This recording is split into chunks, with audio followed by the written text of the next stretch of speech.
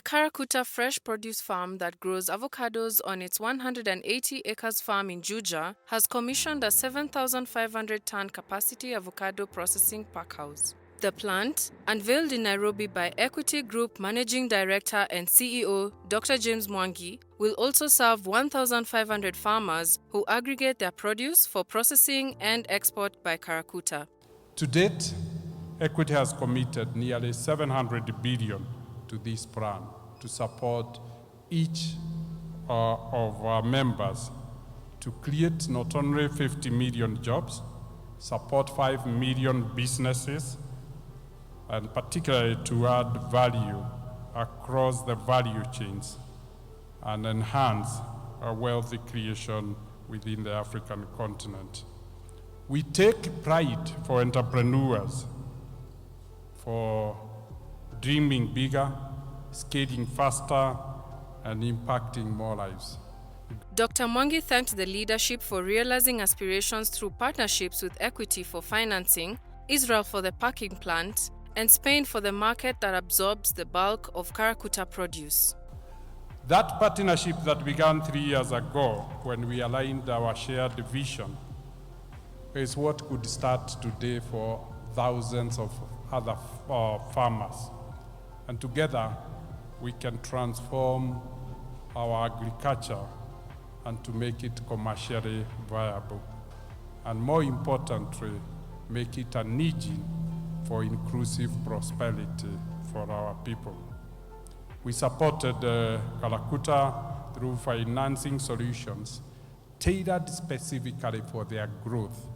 And that is what we are willing to do for every borrower. It's not just a loan. It's a loan tailored for a specific purpose. The packing machine financed by Equity is one of the 52 in Kenya, 48 of which are Eshet Elon brand made in Israel. Karakuta Fresh Produce CEO Grace Ngonge narrated how she took a step of faith to play in a male-dominated space expecting to see quantum impact. If you want to succeed in business, you must start by satisfying a need. So what is this need? I knew the space is in the agriculture sector because I have a lot of passion for agriculture. I've grown up in the agriculture sector. And so I looked at the crops. I know there's tomatoes, there's onions, but why the avocado sector? Well, to tell you the truth, as much as my dad was growing avocados then, the variety that was called Fuete that was grown in the 80s, and it gave him a lot of money, I wanted something that was growing. I wanted to be in a space where if I'm working with smallholder farmers, I can scale up. I did not want to do what my chairman calls boy play. So I wanted something that can be quantum, you know? And the space, looking at this COVID, looking at the new norms of understanding health, I knew if I am going to be in the agriculture sector and if I want to be in the fruit sector, then it's going to be the avocado. The effort to establish an ecosystem of smallholder avocado farmers has been rewarded by consistent production of quality and quantity fruit fit for discerning markets. This facility has come to us because of the support that we got from Equity Bank. They believed in us. It was a very big challenge because we do not have the requirements that you need to actually qualify for a loan of this level. But Equity trusted and believed in us. We have consistency, we are ensuring food safety, we have quality assurance, and we have embedded all this directly into the infrastructure. We are investing because we are the partners that they want to work with in their businesses. Looking at avocado, the horticulture sector in general, our exports have been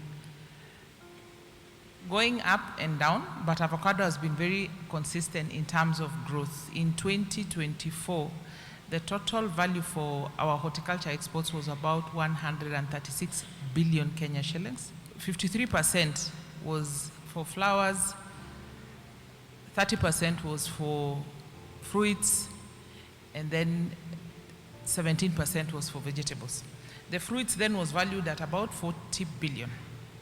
And the value for avocado alone was about 23 billion, which is an all-time high.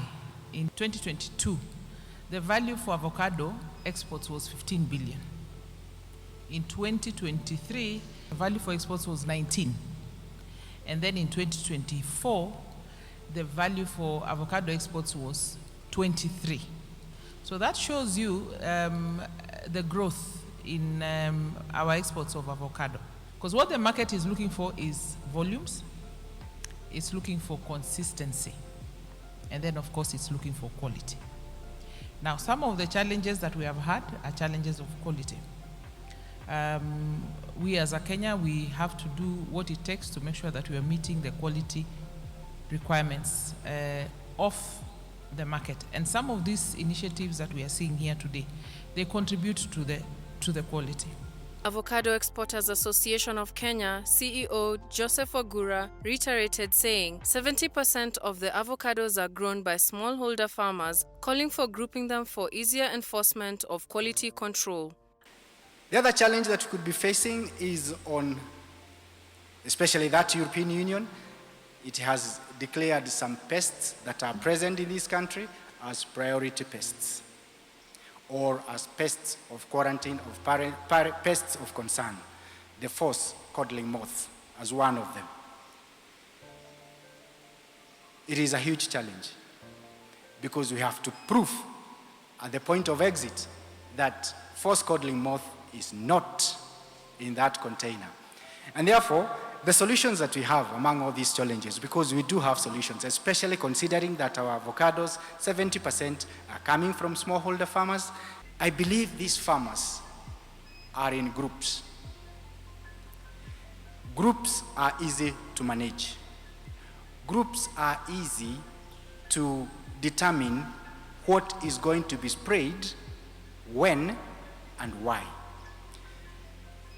And if it is going to be sprayed in the first place, because if you have a group of 25 farmers with a form of leadership, then they are able to control how much, when to spray, and why to spray, and how much to spray.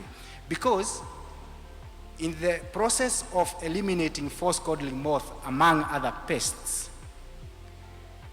we may find ourselves getting into another trap of MRLs, maximum residue levels. So we need to spray at the right time and the right product so that it is able to get out of the fruit by the time it comes to Karakuta Fresh for packing. At the Pomp and Show unveiling ceremony, Karakuta was hailed as a trailblazer for solving a problem of quality and reliability, which is what markets discern.